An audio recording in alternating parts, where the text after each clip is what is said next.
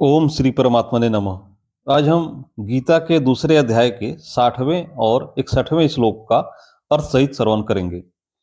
60वें श्लोक में भगवान रस की निवृत्ति न हो तो क्या आपत्ति है, इस बात को बताते हैं। यततो ह्यापि कौन्तेय पुरुषस्य विपश्चितः इंद्रियाणि प्रमाथिनी हरन्ति प्रसभम मनः।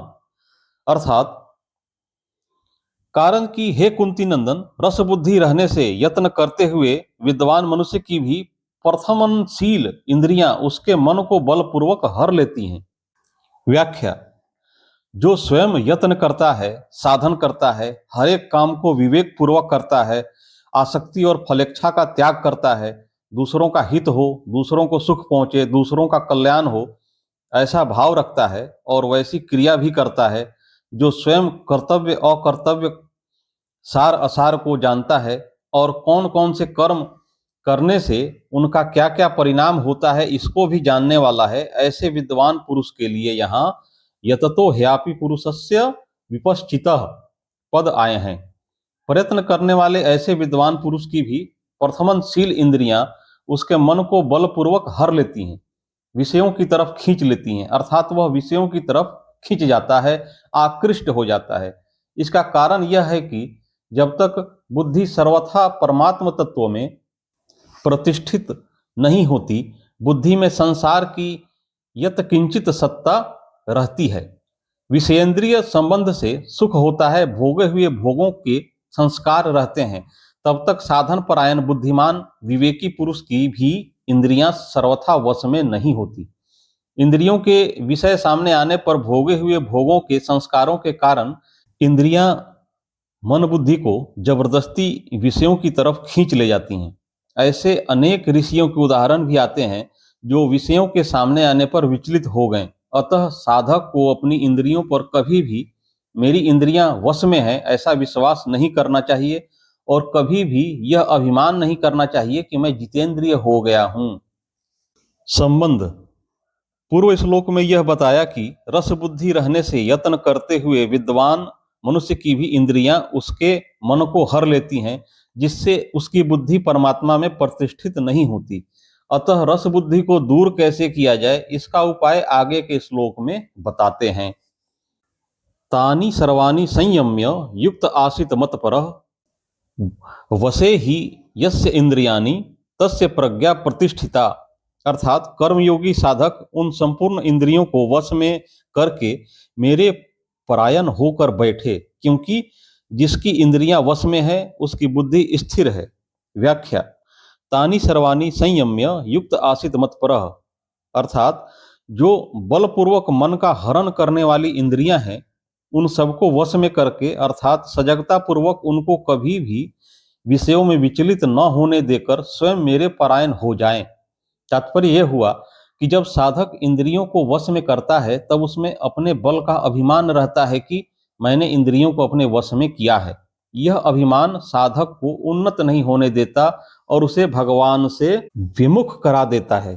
अतः साधक इंद्रियों का संयमन करने में कभी अपने बल का अभिमान ना करे, उसमें अपने उद्योग को कारण ना माने, प्रत्युत केवल भगवत कृपा को ही कारण माने कि मेरे को इंद्रियों के संयमन में जो सफलता मिली है वह केवल भगवान की कृपा से ही मिली है।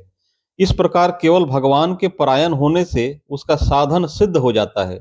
यहाँ मतपरह कहने का मतलब है कि मानव शरीर का मिलना, साधन में रुचि होना, साधन में लगना, साधन का सिद्ध होना, ये सभी भगवान की कृपा पर ही निर्भर है। परंतु अभिमान के कारण मनुष्य का इस तरफ ध्यान कम जाता है। कर्मयोगी में तो कर्म करने की ही प्रधानता रहती है और उसमें वह अपना ही पुरुषार्थ मानता रहता है।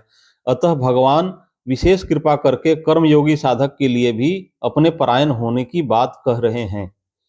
भगवान के परायण होने का तात्पर्य है केवल भगवान में ही महत्व बुद्धि हो कि भगवान ही मेरे हैं और मैं भगवान का हूँ, संसार मेरा नहीं है और मैं संसार का नहीं हूँ।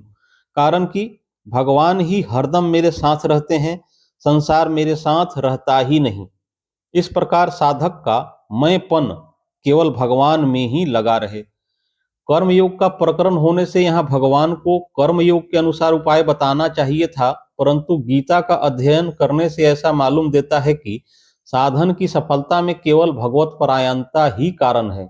अतः गीता में भगवत परायणता की बहुत महिमा गाई गई है। जैसे जितने भी योगी हैं उन सब योगियों में श्रद्धा प्रेम पूर्वक मेरे परायण होकर मेरा भजन करने वाला श्रेष्ठ है, आदि आदि। वसे ही यस्य इंद्रियाणि तस्य प्रज्ञा प्रतिष्ठिता, अर्थात पहले 59वें श्लोक में भगवान ने यह कहा कि इंद्रियों का विषयों से संबंध विच्छेद होने पर भी स्थित प्रज्ञता नहीं होती, और इस श्लोक में कहते हैं कि जिसकी इंद्रियां वश में हैं वह स्थित प्रज्ञ है। इसका तात्पर्य यह है कि वहां इंद्रियों का विषयों से संबंध विच्छेद होने पर भी भीतर में रस बुद्धि पड़ी है, अतः इंद्रियां वश में नहीं है। परंतु यहाँ स्थित प्रज्ञ पुरुष की इंद्रियां वश में हैं और उसकी रस बुद्धि निवृत्त हो गई है, इसलिए यह नियम नहीं है कि इंद्रियों का विषयों से संबंध विच्छेद होने पर वह स्थित प्रज्ञ हो ही जाएगा, क्योंकि उसमें रस बुद्धि रह सकती है, परंतु यह नियम है स्थित प्रज्ञ होने से इंद्रियां वश में हो ही जाएंगी। परिशिष्ट भाव, कर्मयोग के साधक के लिए भी भगवान ने मतपरः पद से अपने परायण होने की बात कही है। यह भक्त की विशेषता है, कारण कि भगवान के परायण हुए बिना इंद्रियों का सर्वथा वश में होना कठिन है। कर्म योग में त्याग है और त्याग से शांति सुख मिलता है, परंतु यह प्राप्ति का सुख नहीं है, प्रत्युत दुख अशांति मिटने का सुख है, जबकि भक्ति में प्राप्ति का सुख मिलता है। अतः भक्ति का सुख मिले बिना इंद्रियां सर्वथा वश में नहीं होती।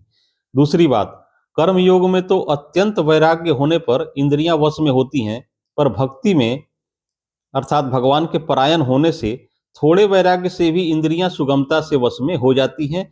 इसलिए भगवान ने मतपरः पद दिया है। नारायण नारायण नारायण।